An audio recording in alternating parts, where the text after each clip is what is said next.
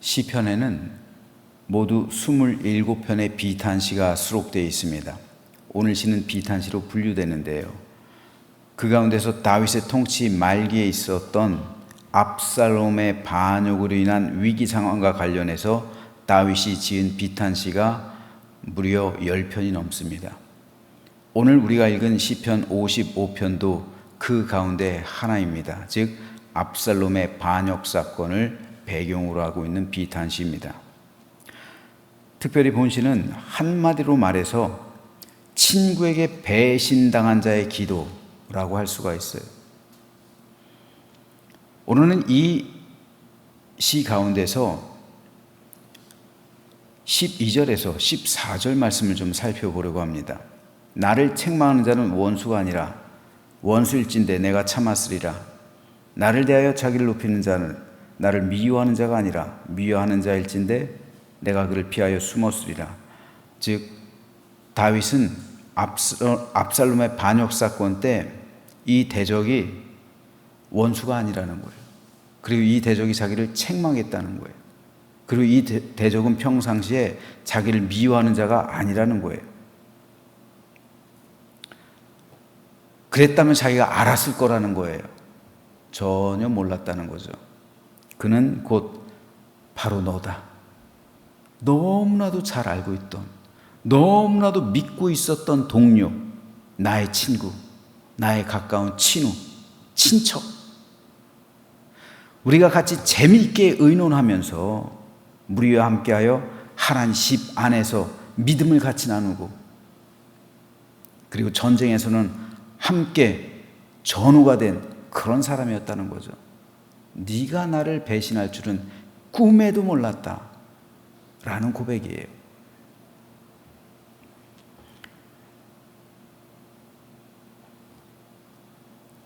그렇다면 이 사람이 누구인가? 성경에서는 이 사람의 이름이 아히도벨이라고 나옵니다.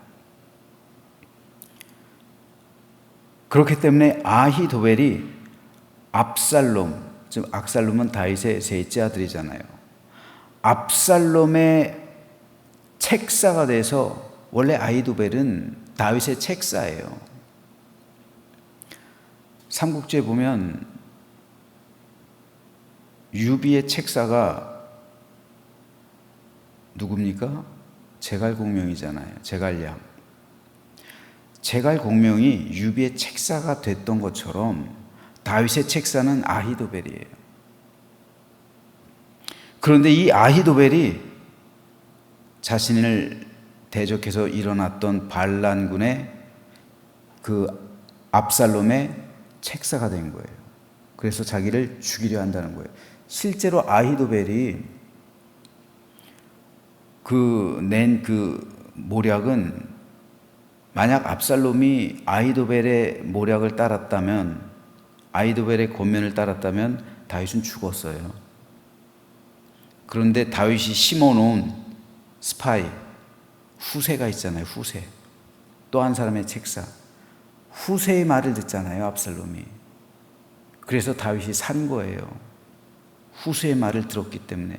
만약 아히도벨의 계략을 따랐다면 다윗은 죽었어요.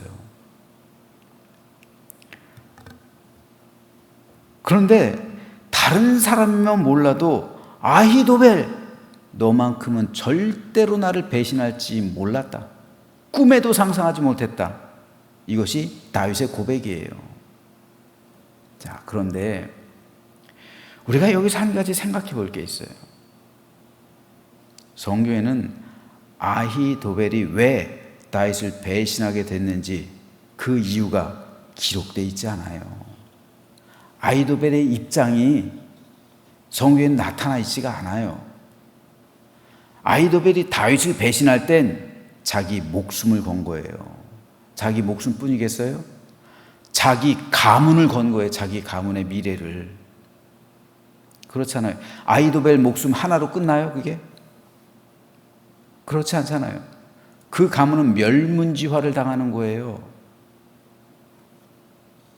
역성혁명을 꿈꾸면, 우리나라도 그래요. 역성혁명이란 뭡니까? 성을 바꾸는, 즉 이씨조선에서 그렇죠? 이 씨에서 다른 씨로 성을 바꾸는, 왕조를 바꾸는 쿠데타는 삼족을 멸하는 거예요. 삼족이 아니라 구족까지 멸하는 거예요. 구족, 사돈의 8촌까지 멸하는 겁니다. 멸문지화를 당하는 거예요. 그 정도로 끔찍한 죄가 바로 역성혁명이라고요.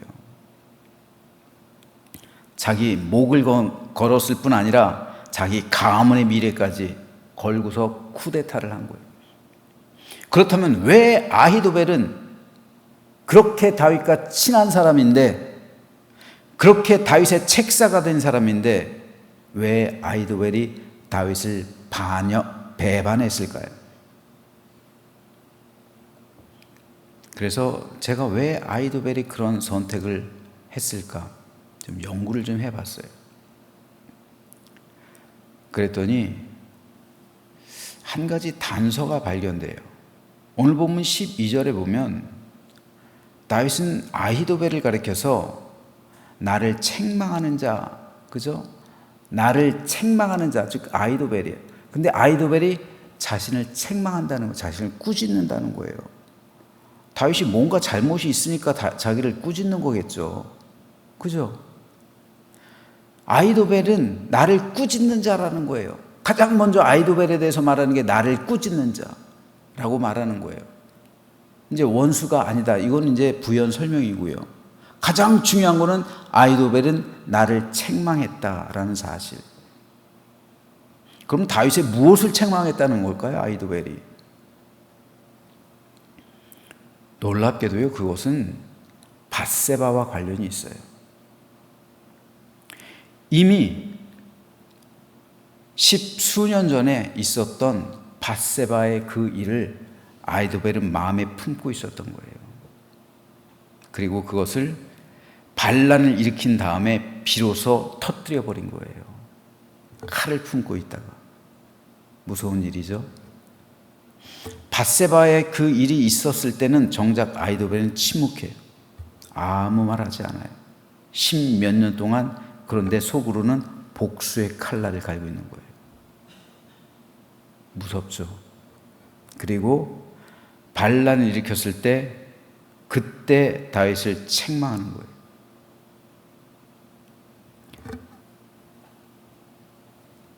밧세바의 남편 누굽니까? 우리야죠.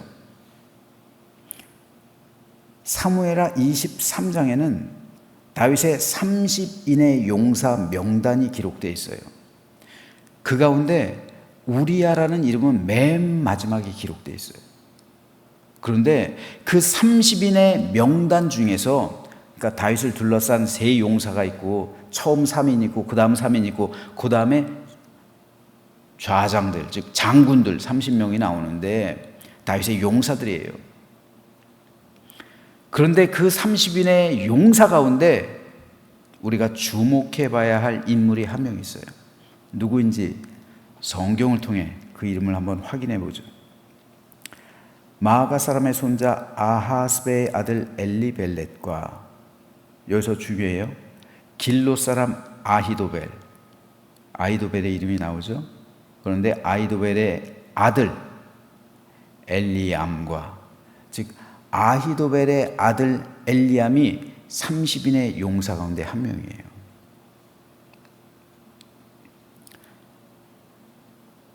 다윗의 30인의 용사 가운데 22번째 용사로 소개되고 있는 사람이 바로 엘리암입니다.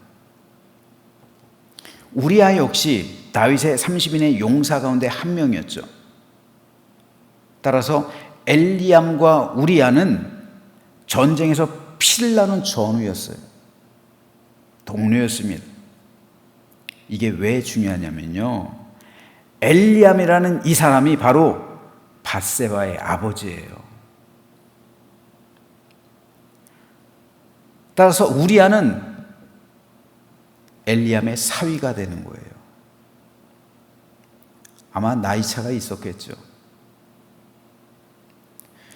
그런데 다윗이 우리야를 전쟁의 최선봉에 서게 해놓고 고의적으로 그를 죽게 만들잖아요. 요압에게 지시를 내려서요. 밧세바와의 간음, 그리고 그로 인해 생긴 아이에 대한 책임이 두려워서 우리아를 죽게 만든 거잖아요. 그리고 우리아가 죽자마자 밧세바를 데려와서 아내로 삼잖아요. 왜요? 밧세바가 임신한 사실을 감추기 위해서요. 그런데 이게 무리수잖아요. 전쟁에서 다윗의 충신이 죽었는데 그 충신이 죽자마자 그 충신의 아내를 왕의 아내로 삼는 게 말이 됩니까? 충신이 죽자마자? 이건 누가 봐도 이상한 거잖아요. 아무리 절대 왕정이라 할지라도 사람들의 마음 내는 왕이 왕으로 보이지가 않는 거예요. 그게 짐승이지. 어떻게 자기를 위해 충성했던 그 충신이 죽자마자 그 아내를 데리고 와서 아내로 삼을 생각을 해요. 이건 누가 봐도 이상한 거예요. 결국 왕이 왜 저렇게 행동하는지 꼬치꼬치 따져보다 보니까 이유가 밝혀진 거잖아요. 신하들은 왕의 행동에 대해 충격을 먹은 거예요. 그 가운데 가장 큰 충격을 받은 사람이 누굴까요? 밧세바의 아버지 엘리암입니다. 엘리암에게는 우리아가 피를 나눈 전우이자 자신의 사위예요. 그 옛날 혈연은요, 우리가 상상하는 것 이상이에요. 우리나라도 그러잖아요. 자기 친족에 대해서 해를 끼치면 그 가문 전체를 욕보인 거잖아요. 그래서 목숨 걸고 원수가 되는 것. 이게 고대 그 당시에는 더 심했다고요. 자신의 사위를 죽인 것은 곧 자신의 가문을 욕보인 거죠. 자신의 딸을 아내로 빼앗아간 다윗을 엘리암이 좋게 볼 수 있었을까요? 밧세바가 후궁이 됐으니까 후처잖아요. 이제 후처가 됐으니까 더 잘된 일이라고요? 저도 딸 가진 입장이지만 내 사위를 죽이고 내 딸을 빼앗아 간다면 그 사람이 아무리 재벌이라 할지라도요, 내가 어떻게 그 사람을 축복해 줄 수가 있겠어요? 그럴 수 없는 거예요. 그러면 왜 아히도벨이 다윗을 배신하게 되었는지 그 이유가 밝혀지는 거예요. 밧세바의 아버지였던 엘리암의 아버지가 바로 아히도벨이에요.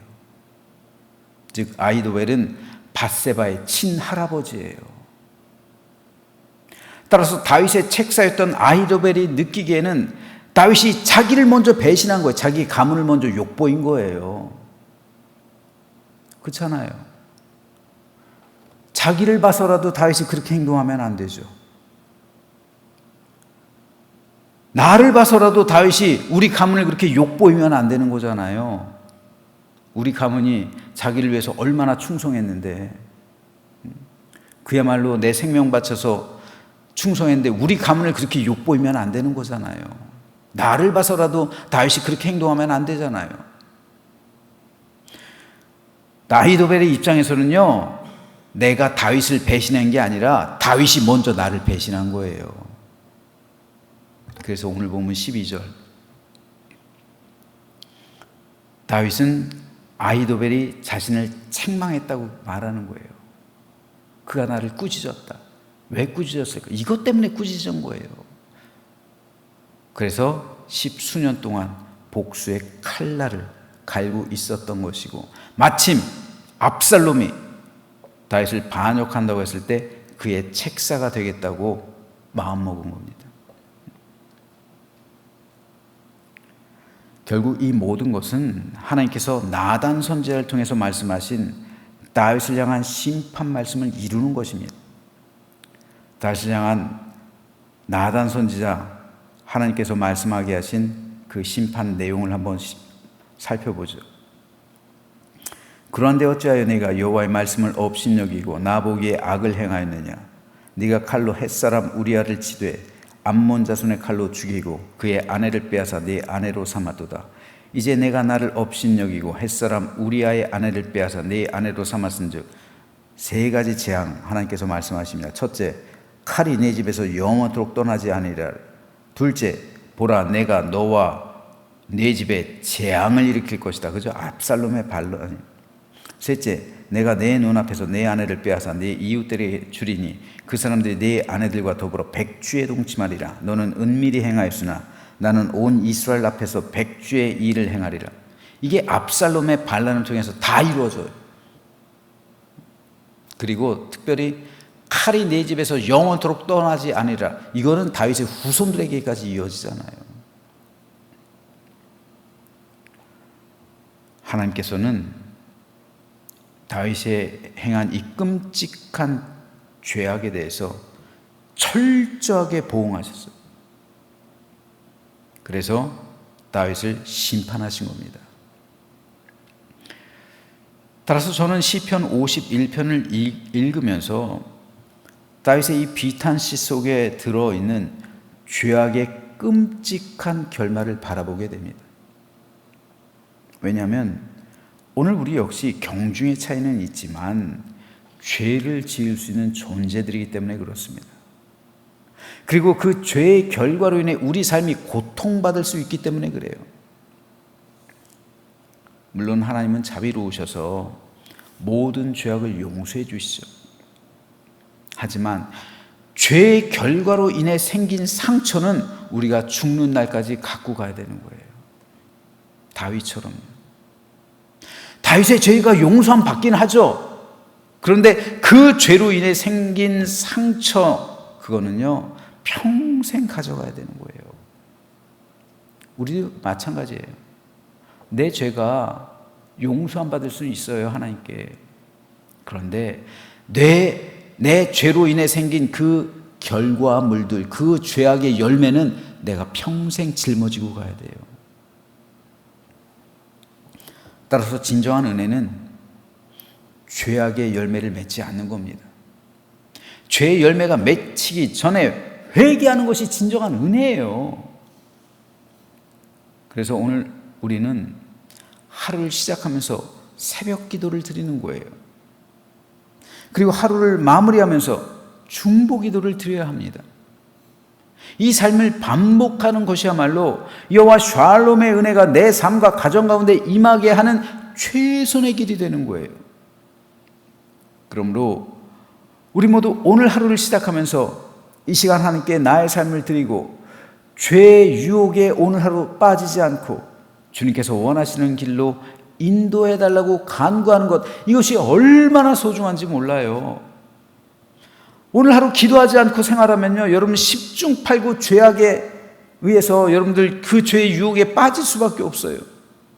그런데 죄악의 유혹에 직면해서 우리가 오늘 기도하면서 시작한다면 그 죄악의 유혹에 직면해서 승리할 수 있게 되는 거예요. 그리고 오늘 하루를 마무리하는 중보기도 시간에는 나를 되돌아보면서 혹 잘못했던 것이 있다면 하나님 앞에 내 죄를 고백하고 깨끗이 나의 영혼을 정화하고 잠자리에 들게 된다면 우리 삶은 오늘 하루 하나님 보시기에 완전해지는 겁니다. 그러면 평강의 하나님께서 우리의 영혼을 지켜주시고 참된 평화와 안식을 베풀어 주시는 거예요. 이 삶이 날마다 반복되는 삶, 그리고 이 삶이 반복되지 않은 삶은 어마어마한 차이를 맺어질 수밖에 없는, 차이가 될 수밖에 없는 겁니다. 그러므로 저는 저와 여러분 모두가 이러한 삶을 반복하시길 바랍니다. 이것이 승리하는 삶의 최선의 길이에요. 그래서 주의 참된 길로 우리의 삶을 인도해 주심을 믿으며 오늘 하루도 승리하는 거룩하고 복된 믿음의 삶을 살아가는 우리 모두가 되시기를 주님의 이름으로 축원합니다.